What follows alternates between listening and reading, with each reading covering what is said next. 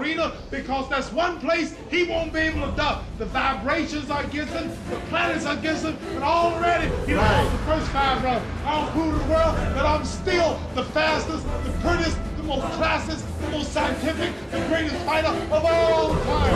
It wasn't a fight, it was an event. Muhammad Ali! Ali! Let's just go to Joe Frazier right away here. 3 times, lost the first one, obviously, won the next 2. These were epic fights. Killed the little and big all alike if you coming to see the fight. I'm the resurrected, the savior, the whole game. If we look at the heavyweight division, which was once upon a time, you could make the case. It was America's favorite sport. But the sport of boxing, what it is, isn't what it was. What it was, I mean, you had gladiators going into the ring. He said people don't know.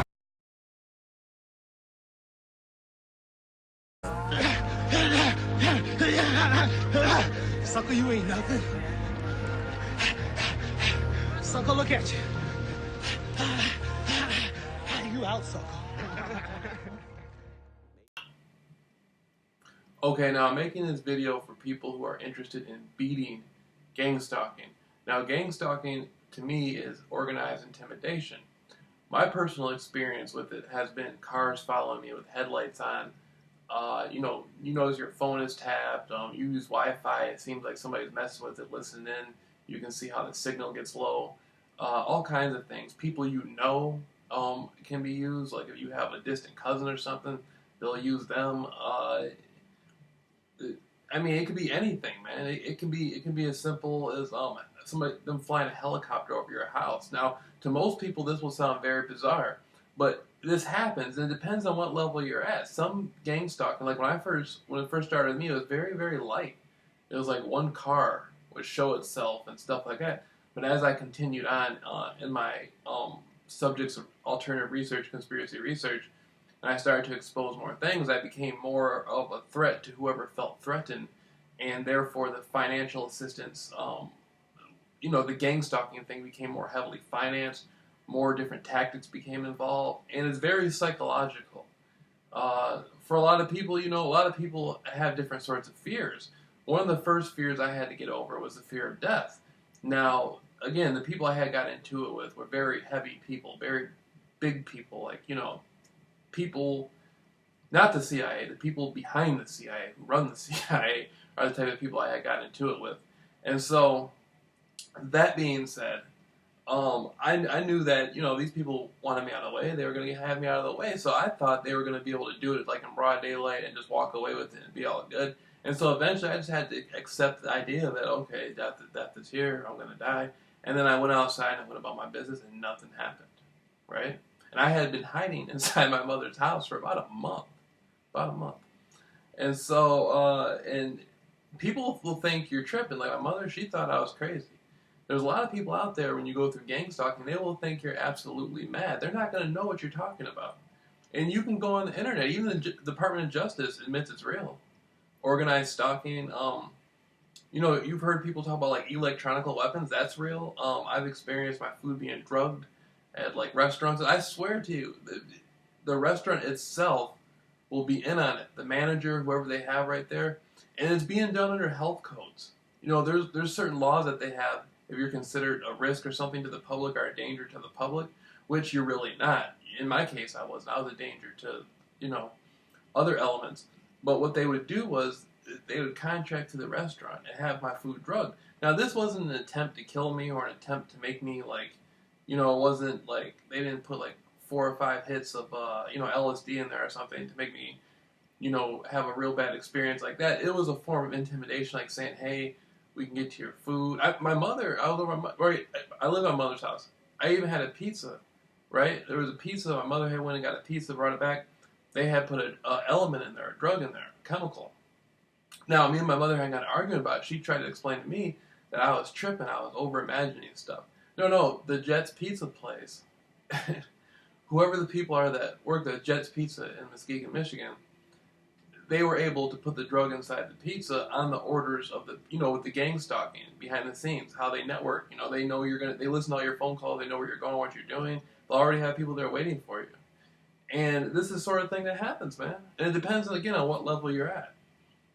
Now, some people, to have their phone tapped is a big deal to them. When I was growing up, I used to hear people saying, oh, my phone's tapped. And that would be a really psychological, messed up thing for them. For me, it's not a big deal. Like, if I go to the gas station right now, there will be people at the gas station waiting for me. There'll be people following me around. So it gets to the point where I don't even notice it anymore. Like, I'll be walking down the street, and there'll be 10, 20, sometimes 30 cars with their headlights on. It doesn't even bother me. A year ago, that really would have bothered me. Now it doesn't bother me at all. I can turn it on and off like that. And it's to the point now where it's not even like a competition anymore. It doesn't really bother me. It's just like there are things I don't like to have to deal with. Like, who wants to go out to eat and have to have somebody put a drug inside your food? That's not something you want to deal with. But, you know, if you want to go out to eat, you're going to have to face that. They may do it. They may decide not to. They may do it every time. I've had it done at the Applebee's in Grand Haven, Michigan. I've had it done at the Burger King in downtown Muskegon. Again, the Jets Pizza in Muskegon. It just comes and goes. And so the biggest thing that doesn't bother me is people who try to present themselves like they're tough or whatever. You know, I'm not afraid to fight anybody, so it doesn't bother me. If somebody gives me if somebody gives me a look, depending on how they do it, who the person is, I may or may not take offense to it. Like with some people, I'll take offense to it. With some people, I really won't care. I'll know they're doing it just because they got paid to do it, and they got to make their money, so just like whatever. But with certain people, the way they do it, you know what I mean? Like, you know, like, I know what I'm capable of. I know what I'm not capable of. And, I know if somebody ends up, if me and somebody get into it, no matter what, if they're going to end up, at the end of it all, they're still going to end up having to go to the hospital, even if they win the fight. So I'm not, you know what I mean? I'm not worried about it. But on the same token, they can use police. Police will do it. And that's different. You know, dealing with somebody on the street, 2 or 3 people on the street, and dealing with the police is a different type of thing. But I hang out all over. I'll go to a real nice neighborhood. I live in Norton Shores, Michigan. But I'll go to a real nice neighborhood in Grand Haven. I'll go, there's an area that I grew up in for a few years growing up. I got a lot of family in Muskegon Heights. I'll go, talk to people and mingle and go to the projects and stuff like that. It doesn't bother me, I'm not a confused individual, so wherever I go, I feel safe, But in these are areas where there's a lot of shootings naturally. Some of the areas I go to, there's already people, been shot, been stabbed, or whatever. It does, I know where I'm at. So, but I'm trying to give people advice. See, I've been going on for a year with me with the gang stalking. And it started off coming out of conspiracy research and a lot of things I had discovered. And I know a lot of people brush conspiracy off. Some people who suffer through gang stalking, or not suffer, but some people who go through it are activists. Like they want to change the world and protect the climate and stuff like that. Or you may be a politician and you're going through it. Or you just you might not know why you're going through it. Your name might have been drawn out of a hat. I don't know why that would happen, but there are people saying that they don't understand why it's happening to them, and it's happening to them. Maybe there's something going on in your life that you don't know about, and so your name was put out there. But they'll even, you know what? They'll even get girls, like, if you like, okay, there's certain types, like when I go over like my cousin's house or our friend's house and stuff like that, there's even certain type of girls. You know what I mean? Like some of the girls, like a real light-skinned, pretty black female and stuff. If she looks a certain way, I'll be wanting to interact with her and stuff like that. And they'll purposely find females to fit that image and walk past you. And if you try to talk to them or something like that, you try to cut into them or say, hey, what's going on? Blah, blah, blah, I want your phone number. I want to call you. I'll talk to you later on. Yada yada. They don't do that, and so I had to rechange my style. I had to, like, when I approach the female, I'll be like, oh, yeah, I'm famous. You didn't know I was famous? And she's like, what? What do you mean you're famous? I'm like, yeah, I'm famous. Why do you think they paid you money to walk past me and not say nothing to me? Don't you realize I'm famous? And then I'll have flyers. Like, I'll have little things that tells people about my story and, like, what happened to me and what's going on in my life. and I'll give her the flyer, and my phone number will be on it. And so so maybe, you know, I mean, that's the way. That's how I find a way to get through it. You know what I mean? And as long as you don't let these people disconnect you from yourself, and you keep an open mind, and you know, because they'll find out what bothers you, man. If like the same situation, they'll pay somebody some money. They'll give them $60 or $160 or $260 or $360 to do something. It might just be as simple as just to cut you off and never talk to you again. They can do that. They can offer people money. So you can't change how the gang stalking thing works. You can't change that. You have to change your vibration within yourself. You have to change the way you connect to the world around you, how you approach individuals. Like me, I kick it with them. Like if I know somebody's a gang stalker or whatever like that, I mean, they're just getting paid just to follow you and stuff. Kick it with them. Talk to them at whatever level you can talk to them at. A lot of them are Christians. Talk to them about the Bible. A lot of them, you know, if it's a female and you're a guy, talk to her. Tell her she's attractive and stuff. If you're a woman and it's a man or whatever, you know, try to interact with these people.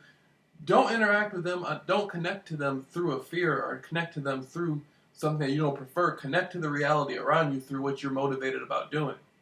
And that's how you overcome it. A car following you is nothing. Anybody can get over that. At first, it's gonna mess with you a little bit, but it's nothing. It's nothing. It's really nothing.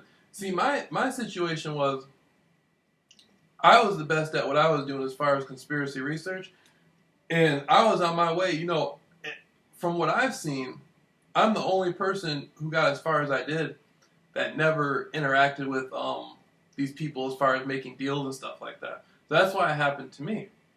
But I consider myself the person that went the furthest in it without selling out as far as conspiracy research goes. Now, with me with the gang stalking or whatever, I don't think there's anybody out there who does it as easy as I do it.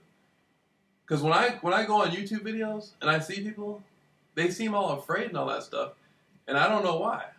I don't know why they seem all afraid, but they do.